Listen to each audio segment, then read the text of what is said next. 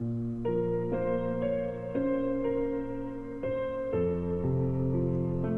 know this may sound strange, but I've just recently come across the Creepypasta website and all the terrifying stories it provides. I know what you're thinking, but yes, I do use the internet. However, when I do, I try to steer clear of forums, which is what I assumed Creepypasta was when I first heard about it. Just a bunch of strangers conversing about ghost stories via web. Boy, was I dead wrong. It's only been a month or so, and I've already spent hours upon hours reading the more popular stories. Although most indeed are terrifying, there are some I feel are a bit ridiculous. Especially the ones using beloved TV shows, The Simpsons, SpongeBob SquarePants, etc. Even the video game stories are a bit ludicrous to me. Sonic.exe and a few other of the Pokemon stories, to name a few. However, there was one video game story that chilled me to the bone. One I felt could possibly be true. I'm referring to the infamous Ben Drowned Creepypasta story. And the reason I feel it could be a true story is because something similar happened to me while I was playing Ocarina of Time a few years ago. I love playing Zelda games, especially Ocarina of Time. I know Ben Drowned was a story based on Majora's Mask, but both games are very similar to me. I prefer playing Ocarina of Time, and it is one of my favorite games. I've played hours upon hours, roaming Hyrule, collecting rupees, and fighting countless enemies in order to save Princess Zelda. As I grew older, the game was still a joy to play, but sometimes after beating it over and over again, you just want to take the easy way out and goof around. Yeah, I'm talking about cheat codes, ladies and gents, and it was after coming across an odd cheat code on the web where my story begins. Let me start you off by saying that I hardly ever use cheat codes. I prefer to play games from beginning to end with just my raw ability to kick animated ass.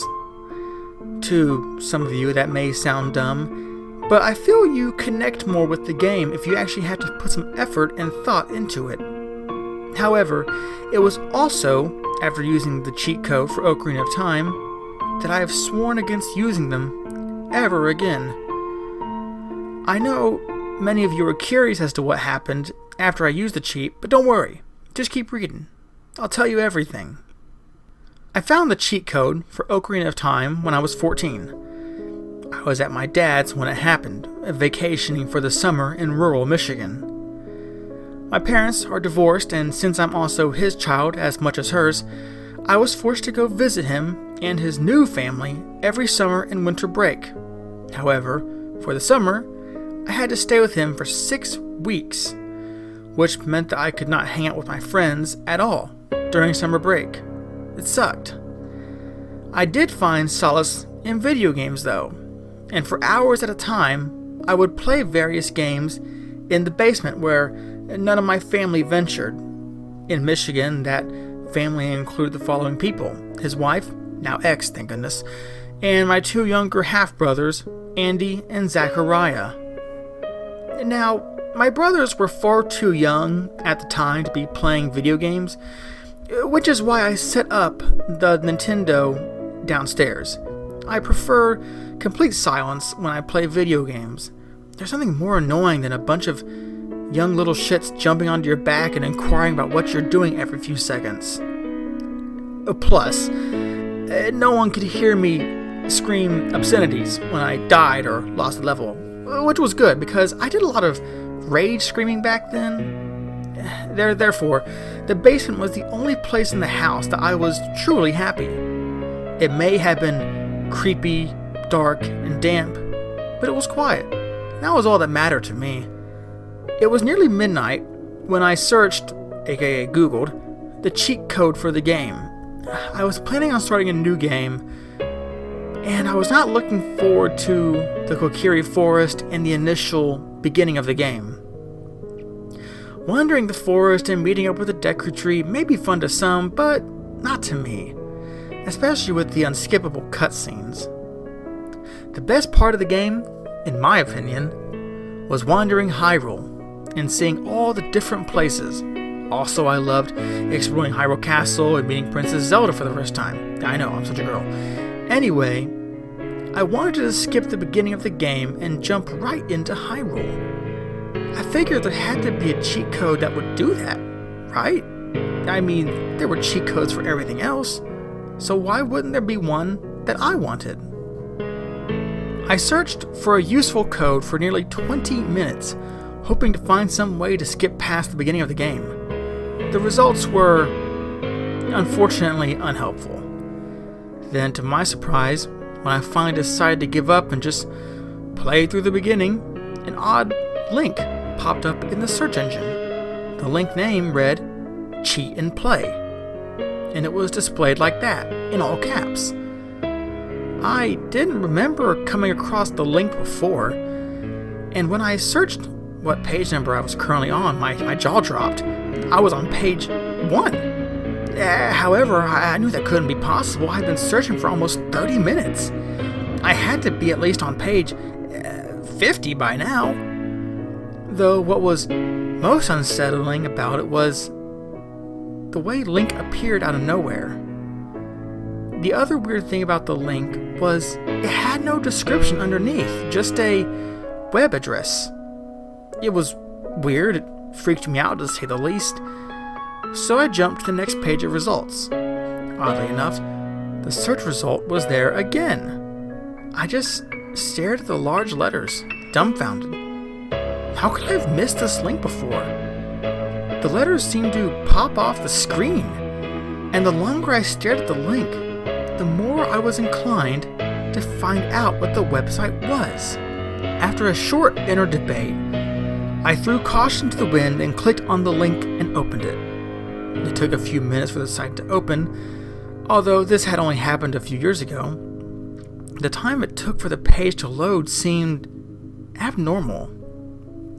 I began to worry instantly, wondering if it was some type of spam site. I tried to exit out. I did not want to download any viruses on the computer. It was my father's and I didn't want him to be angry with me for screwing it up. The window wouldn't close though. It remained open. This empty white screen with the words Cheat and Play displayed across the top bar. Even trying to close the browser and task manager wouldn't work. Ultimately, I ended up sitting there, staring at the monitor, praying for the website to be clean and legit. And then, suddenly, the website finally rendered. It was pretty plain looking. It had a basic black background with the title Cheat and Play at the top of the page, and what looked to be a bright red impact font. There were 4 small links displayed in the middle of the page. They were also in red impact font. I had a choice between Super Mario 64, Donkey Kong 64, Banjo-Kazooie, and The Legend of Zelda: Ocarina of Time. I thought it was odd that the site only had cheat codes for Nintendo 64 games, which were quite old even at the time I was there. The PS2 and Xbox were already released. However, I didn't really give it much of a second thought. Although my game was listed on the page, I didn't jump out of my chair with enthusiasm just yet. After all, I had just spent an hour searching for a code, and although I had come across many websites with cheat codes for the game, there hadn't been any for jumping levels.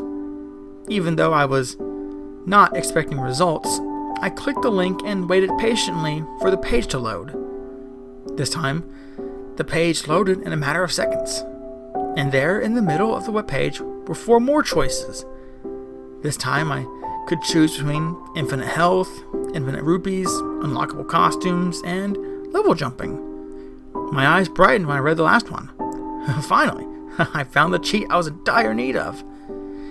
In my overzealous state, I completely forgot about how strange the sight was when I clicked on the link. On that page, there was an image of a young Link smiling with his sword raised high in the air. But underneath the image were the instructions and the actual cheat code. The instructions explained that after opening the game and walking inside the treehouse, I had to press the following buttons: right, left yellow triangle, press the B button twice, then hold A plus the right trigger. After doing so, a small cave would open in the room on the right side of Link's bed. Once it appeared, I had to walk through it, and it would take me all the way to Hyrule Field. I was ecstatic. And so after writing down the code on the side of my palm, I went to close the browser. It was then that I noticed a line of text directly underneath the code I hadn't seen before, or at least I hadn't thought. It was smaller than the text of the instructions, and I had to peer close to the monitor to even read it. But when I did, the text read, "This cheat code may cause complications and or glitches to your gameplay. Play at your own risk." I wondered why the last line was in all caps. Yeah, but I figured the creator of the site was just doing some good old-fashioned ass covering. I didn't heed the warning though. With one last look at the image of the smiling Link, I closed the browser and left the room, eager to begin playing. Now, when I finally sat down to play, it was nearly 1 in the morning, but I didn't mind. I was a young teen and I stayed up rather late. It was summer after all, and I loved not having to wake up early. Besides, nothing beats late night video game playing. I turned the television and the game system on, and once I had settled back into my papasan chair, I started a new game. I named the file Zelda, which I know is odd, naming Link Zelda, but whatever. That's just why I named it that night. The game opened up, as it always did, with Link dreaming and the Deku Tree ordering Navi to go find the boy without the fairy. I waited patiently, reading lines I had read at least a dozen times before. I had played the game so much in my short lifetime that I could practically recite the Deku Tree's words. Then, finally, it was time for me to wake up. Navi introduced herself, explained that the Deku Tree had summoned me, and I jumped off my bed. My pulse raced with excitement at this point. I glanced down my palm and followed the commands. As soon as I input the code, the secret jingle I'm so very familiar with, and I'm sure you guys too, rang out as part of the wall next to Link's bed disappeared. There, in the wall, was a small black opening. My jaw dropped, and I couldn't believe it. It actually worked. I walked towards the new opening, eager to find out where it took me. But when I did, Navi began flying around me frantically. Hey, listen! She kept saying over and over. I tried moving away from her, but she followed me wherever I went. It was actually quite annoying. I wondered if she had something to say. Something pertaining to the cheat code? But whenever Navi would try to talk, only lines of dots would appear, scrolling across the screen slowly. I waited to see if she would eventually tell me something, but she never did. I quickly grew tired of listening to her scream. After I managed to maneuver around her, I walked through the dark hole in the wall. Now what happened next was really strange. After walking through the opening, I was brought to what appeared to be a great fairy fountain. That familiar music was playing, and I spotted 2 large stone pillars at the end of the room by the large pool. I also noticed there were 2 torches resting on top of the pillars, but the flames were extinguished. I was confused about why I had ended up here. I still remember that the website explained that after inputting the cheat and entering the opening in the wall, I would end up in Hyrule Field. However, I was still intrigued by what had just occurred and wanted to see what would happen if I kept playing.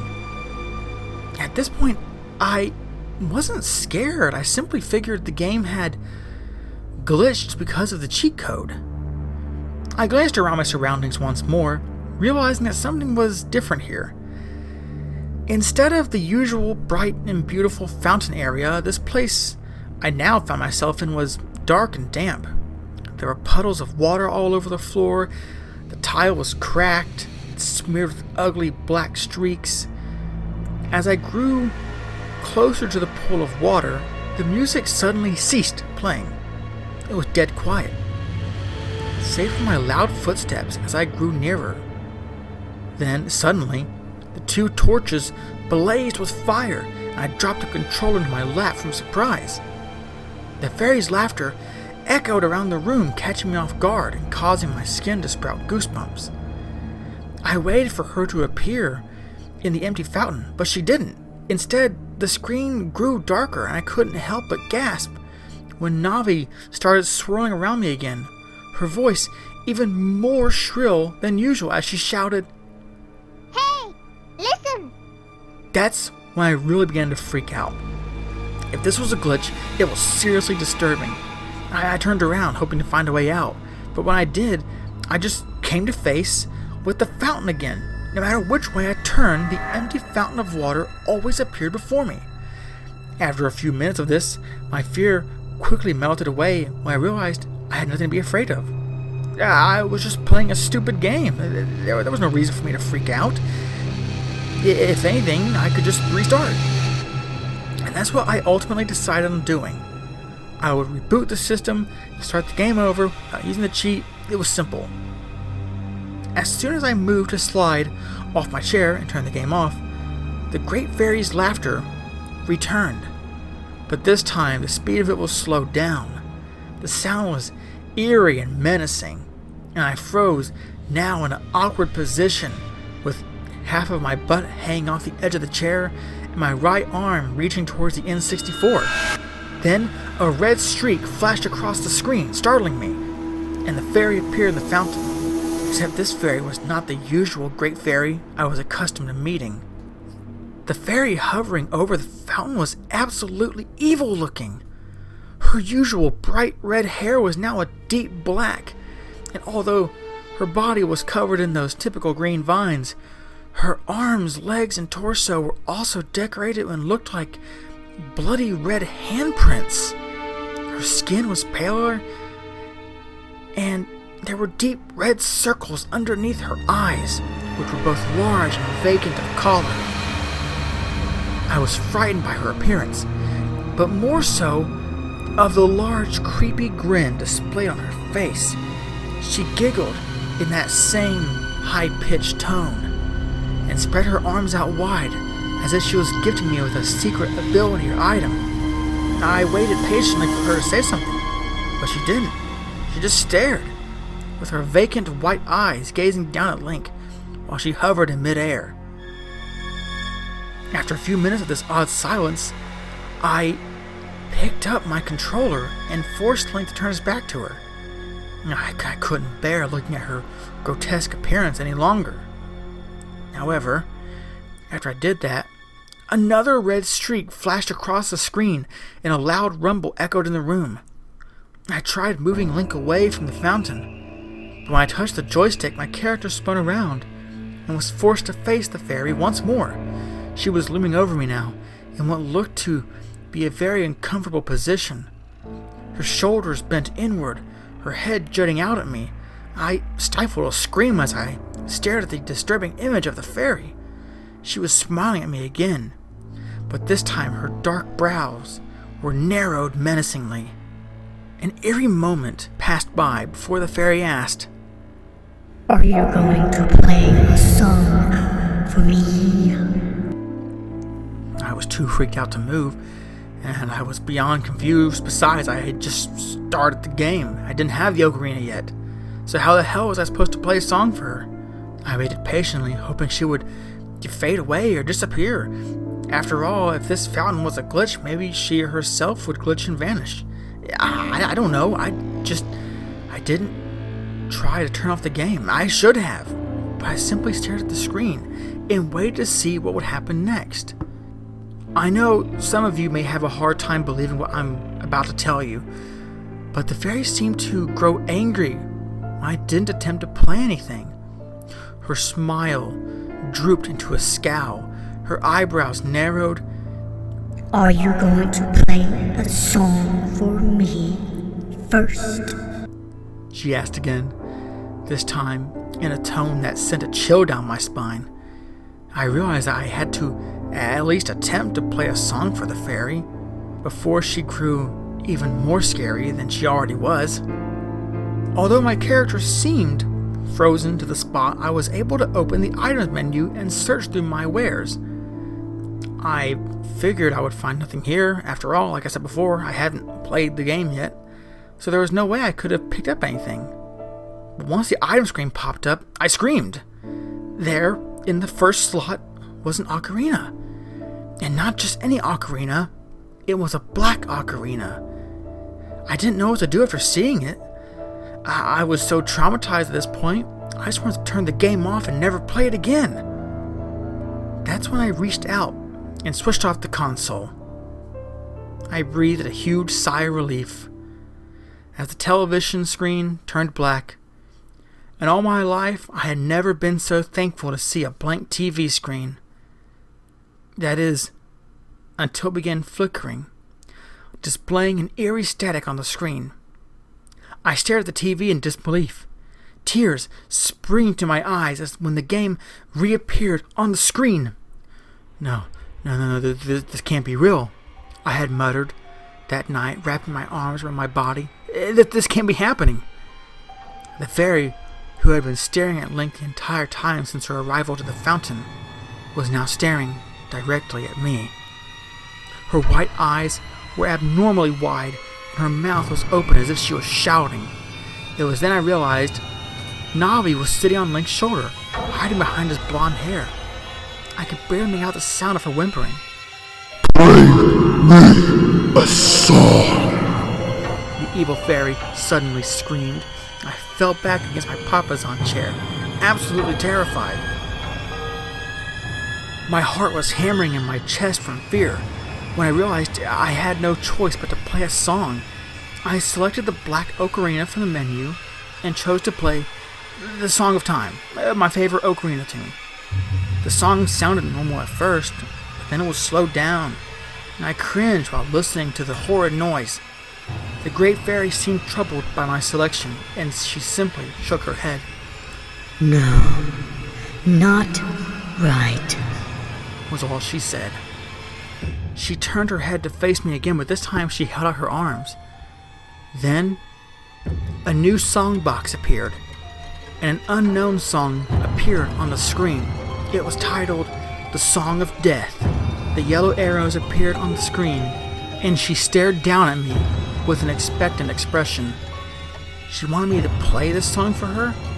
I had never heard of this song before, and I was pretty sure there wasn't an actual song called The Song of Death in Ocarina of Time, which only caused me to be more worried. If I played this song, what would happen? Would the game end? Would I be set free? I pondered all these questions, but I decided I didn't really have a choice anymore. I followed the direction of the yellow arrows. Top, right, top, left, left, down, top, down, down, down, down, right, left, top. The song was absolutely macabre. It didn't sound like a normal ocarina song. And I wrapped my arms around my body to keep myself from trembling. All while this was taking place, I wondered if I was having a nightmare. Unfortunately, I wasn't so lucky. While I was disturbed by the song, the fairy was overjoyed. She did a backflip in midair, giggling happily as the music played. What happened next caused me to scream and cover my eyes. The great fairy suddenly froze, her usual creepy grin displayed on her face. Her arms opened wide, her legs bent upward at what looked to be a 90-degree angle. Another red streak flashed across my TV screen, and the fairy was now lying face down in the fountain. But the fountain didn't contain water. It was full of blood that seemed to flow over the edges. I simply stared at the violent image on screen. I wasn't able to move. I was complete shocked. Suddenly, an unfamiliar deep voice shouted, and a bright white light was shown into the room. I grinned when the rainbow teleportation pad that the fairy fountain was supposed to possess in the game appeared next to me. Finally, I was free from this horrible place. I wasted no time. I hurried onto the pad and Link was teleported out of that horrible room. However, the pad didn't take me to Hyrule Field or to Link's bedroom. It didn't take me anywhere. The screen went black. After a moment or so, the sentence, "Don't cheat," was typed onto the screen, just before the game returned to the original opening. My eyes watered from fright at what I had just seen. My mind was reeling with skepticism. The game I had known. I had been cheating all along? How was that possible? But even more importantly, was it trying to teach me a lesson by putting me through this ordeal? I ultimately decided it didn't matter. I was just relieved that the disturbing experience was over. Ever since that night, I refused to even use cheat codes. Readers, if you come across this website in search of a cheat code for your game, please heed my words. If you go looking for it, you will find it. Or it'll find you. Trust me, it's not worth it. You don't want to copy or try these codes for yourself. If you do, you will regret it.